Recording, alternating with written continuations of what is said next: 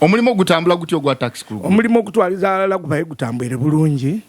Era taxi tulitambula bulungi. Wabula ekirangiriro ekyaido kyatukubye enchukwe. Kuba kyatwagane nga kyabakubye wununu kyabakubye enchukwe. Ni wununu kuba kyatwaganiriza nga twagayala mu kukatono. Kuba iteeka tote kwa kuvuga motoka etali mu mbeera ntuufu ku luguudo. Okay. Aye tubaire nga tubabisa kulitabona twasobola otambula. Aye minister lero kulu nalibo nikoti yaguze galubindi. Kyenkoba nti mperano bananga abali eyo. Mwena mulobe kulinda abantu bano. Bebaliko baba akachi nensa weningi. Kuba tukaku. Ndowooza nti bwe twabulira ekirangiriro.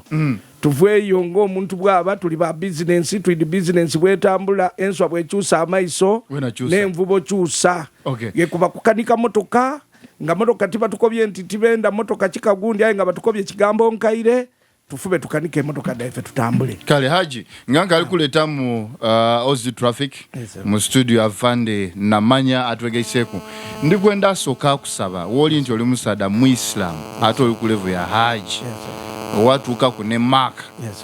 Ndikwenda omusada akamya ndikwenda akulinze mbulungi wetondere abana Uganda nadala abafirirwa abantu bebe mbubenje abafire nga bali ku luguudo olwa abasada abavuga ebitaxi ebivundu abatuletera obenje olwa abasada abavuze nga tibayega ayenga mulimo gwe bagwingira era nga bazira bisanizo olwa abasada abatafayo abanwendaye n'emyenge bekatankira bagema obulamu obw'abantu babuta mikono gyeibwe bavuga emotoka alwa abasada ba businessmen agula drone day 2 oba 3 ya mugemesa ndivuga yatandika okubanga yamala kunyosa me agwa ku luguudo motoka emusada yagita muluna kulala soka etondera na Uganda ebyo irala sida kubuusa kintu ekyo maiso netonda kulwabo badaife abatusiza ku bantu obuleme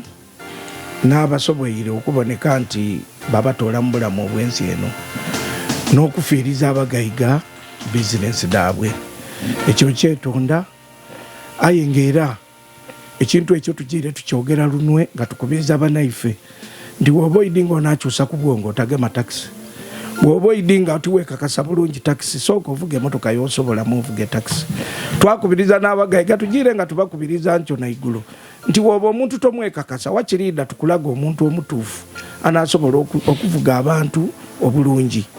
Ekindi kyenenze muterezemu ticha motoka nkaire donkatire dita abantu kabiri ate kabiri enkaire dongera kuchafuwaza na ku inconvenience nga musabaze ayo kuite motoka empyaka nediri kusingira ala kuita motoka empyaka maze kwa abantu dabitirira so ndi kubiriza banange ba driver nti motoka empyaka ekendeza ku bulamu bokuba nti tokalubirizi bwaino aiti kulumuka speed ate tikuvuga nga boyenda n'abagaiga wogule motoka banange mukendeze ku sente amafuta ganina nimwe muliretera abana ebizibu wamukanika sente mbitirivu omwana yavuga nga alina stress omwana yavuga nga alina fatigue ekimuvira ku omwaga nabise ni mulawunda chokate nga motoka mpyake siba bulungi webuze ekimubisiza mulawunda ki ayeba stress so ekyo netonda ate nayongera okusaba nti bakama baifa abatugulira emotoka mukendeze ku sente ndinti emotoka danina aituzira kyakola